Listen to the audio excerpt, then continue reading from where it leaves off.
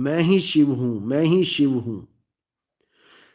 अब ये जो शिवोहम शिवोहम है, अब इसके पीछे गुप्त भेद है। ये कोई मंत्र नहीं है, कई लोग इसको मंत्र की तरह यूज करते हैं।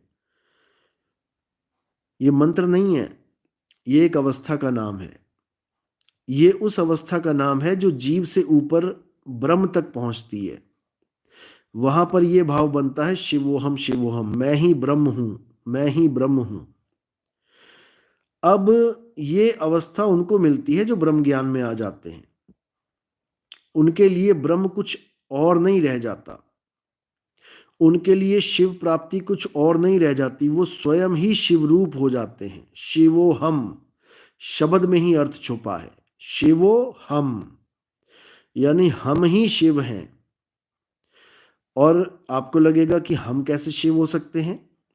तो आप जब सृष्टि रचना पढ़ेंगे, चाहे किसी भी सृष्टि रचना को पढ़ लीजिए, चाहे शिव महापुराण की पढ़ लीजिए, चाहे आप विष्णु महापुराण जी की पढ़ लीजिए, चाहे आप देवी भागवत की पढ़ लीजिए, आप कोई भी सृष्टि रचना पढ़ेंगे, वहां देखिए क्या बोला गया है कि भगवान के मन में विचार आया कि मैं एक से अनेक हो जाऊं, और वो एक से अनेक हो गए।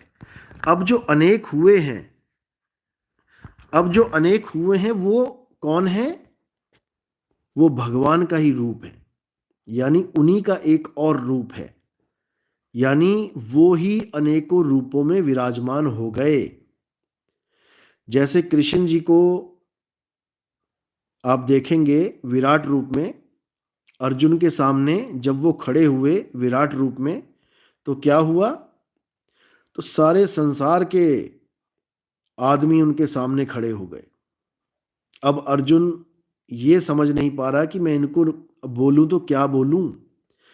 अभी तक तो एक रूप में खड़े थे सामने, तो केशव केशव बोल रहा था, कृष्ण कृष्ण बोल रहा था। अब इतने सारे लोग खड़े हो गए सामने, अब मैं क्या बोलूं, किसका नाम लूं?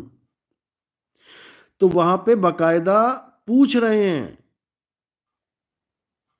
अर्जुन पूछ रहा है सामने खड़े हुए भगवान से कि आप कौन हैं?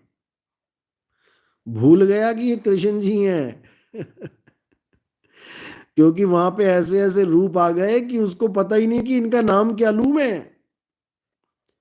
तो कृष्ण जी बकायदा गीता में ये लिखा हुआ है, पढ़ सकते हो आप अपनी आंखों से। जो लोग कहते हैं कि ये कृष्ण जी का विराट रूप है, कृष्ण जी का, अरे भाई कृष्ण जी वो तब थे जब अकेले खड़े थे सामने। जब विराट रूप आ गया तो कहने के लिए है वो केवल कि कृष्ण जी का विराट रूप है ये, असल में वो ब्रह्म का विराट रूप है। समझ लो, वो सृष्टि में जितने भी रूप धारण करके बैठा है ब्रह्म, वो सारे रूप उसको दिखा दिए। अनंत आंखें, अनंत जंघा, अनंत भुजाएं, वो कोई कृष्ण जी नहीं है। और वहां पर सवाल पूछा गया कि आप कौन हैं, तो वहां ये नहीं बोला गया कि मैं कृष्ण हूं, मैं वासुदेव हूं।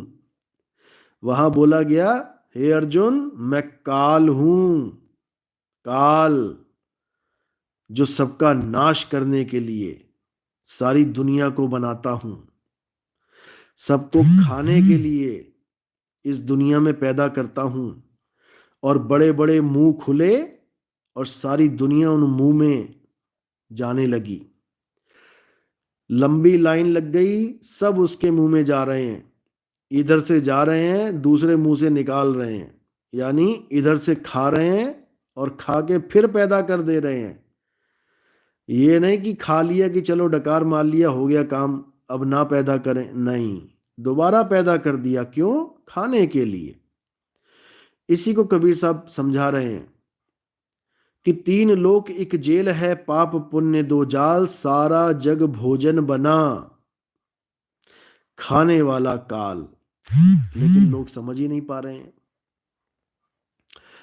इसी को समझाने के लिए बड़े बड़े संतों ने भरपूर इशारे किए अपनी वाणियों में, लेकिन ये मूर्ख जीव समझ नहीं पाया, ये समझ ही नहीं पाया, करे तो करें क्या।